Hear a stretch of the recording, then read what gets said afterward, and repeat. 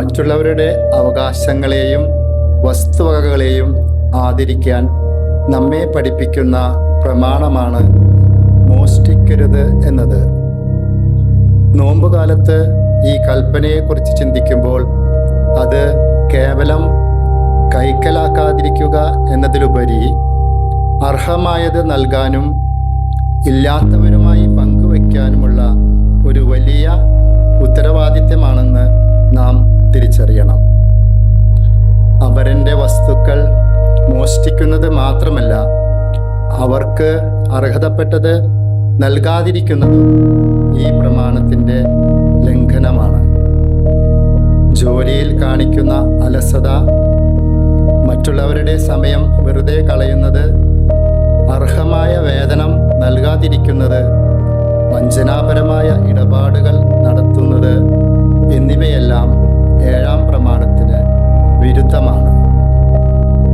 വിശ്വസ്തതയില്ലാതെ ഈശോയെ 30 വെള്ളി നാണയങ്ങൾക്ക് വിറ്റ യൂദാസിൻ്റെ പ്രവൃത്തി ഈ നോമ്പുകാലത്ത് നമുക്കൊരു മുന്നറിയിപ്പാണ്. ലൗകികമായ ലാഭത്തേക്കാൾ ദൈവീകമായ നീതിക്ക് പ്രാധാന്യം നൽകാൻ നാം വിളിക്കപ്പെട്ടിരിക്കുന്നു.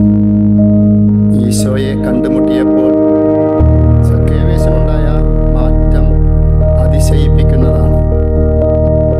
വഞ്ചിച്ചെടുത്തിട്ടുള്ളത് 4 ഇരട്ടിയായി തിരിച്ചു നൽകാനും തൻ്റെ സ്വത്തിൻ്റെ പകുതി ദരിദ്രർക്ക് നൽകാനും അവൻ തയ്യാറായി. നോമ്പുകാലം എന്നത് ഇത്തരമൊരു ഹൃദയ പരിവർത്തനത്തിനുള്ള സമയമാണ്. അന്യായമായി നാം നേടിയെടുത്തവ ഉപേക്ഷിക്കാനും നമ്മുടെ കൈവശമുള്ളവയിൽ മറ്റുള്ളവർക്ക് അവകാശപ്പെട്ട ഭാഗം നൽകാനും നാം തയ്യാറാകണം. ഭാവി തലമുറയ്ക്ക് കൂടി അവകാശപ്പെട്ട ഈ ഭൂമിയുടെ വിഭവങ്ങൾ അമിതമായി ചൂഷണം ചെയ്യുന്നതും ഒരു മോഷണമാണ്. അമിതമായ ഉപഭോഗ സംസ്കാരത്തെ നിയന്ത്രിക്കാനും ലളിതമായ ജീവിതശൈലി സ്വീകരിക്കാനും നോമ്പുകാലം നമ്മെ പരിശീലിപ്പിക്കുന്നു. ആവശ്യത്തിന് മാത്രം ഉപയോഗിക്കാനും അമിത വ്യയം ഒഴിവാക്കാനും ശ്രദ്ധിക്കുമ്പോൾ നാം നീതിയുള്ള മനുഷ്യരായി മാറുന്നു. നീതിയുടെ ഉറവിടമായ ദൈവമേ, മറ്റുള്ളവരുടെ അവകാശങ്ങളെ ആദരിക്കാനും സത്യസന്ധമായി ജീവിക്കാനും ഞങ്ങളെ പഠിപ്പിക്കണമേ.